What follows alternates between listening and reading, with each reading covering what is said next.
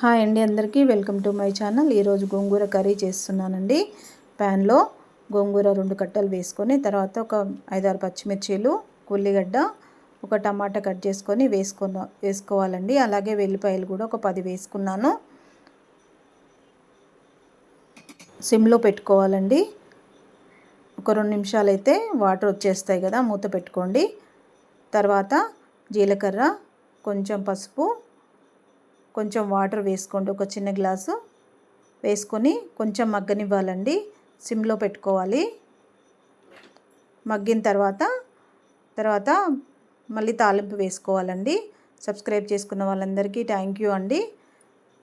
Like చేయండి, share చేయండి, comment చేయండి. ఇలా దగ్గర అయ్యాకండి కొంచెం పప్పు గుత్తితో రుబ్బుకోవాలండి. కొంచెం ఆయిల్ వేసి ఒక 2 నిమిషాల తర్వాత రుబ్బుకోండి. చాలా టేస్టీగా ఉంటుందండి. తర్వాత ప్యాన్లో కొంచెం మెంతులు, ధనియాలు వేసుకొని వేపుకోవాలండి. మిక్సీ పట్టుకోవాలి. ఒక్కసారి మిక్సీ పట్టిన తర్వాత అందులోని కారం ఒక 2-3 స్పూన్లు వేసుకోండి. ఎవరి టేస్ట్ తగ్గట్టు వాళ్ళు కారం వేసుకున్న తర్వాత ప్యాన్లో అది మిక్సీ పట్టి పక్కన పెట్టుకోవాలండి.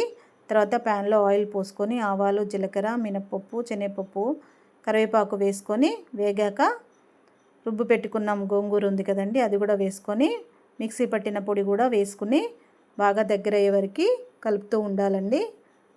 ఆయిల్ తేలే వరకు కలుపుకోండి. ఇలా చేసుకోండి, చాలా టేస్టీగా ఉంటుందండి. నేను ఫస్ట్ నుంచి ఉప్పు వేయలేదు, లాస్ట్లో వేసుకున్నానండి. చాలా టేస్టీగా ఉంటుంది. థ్యాంక్ యూ అండి.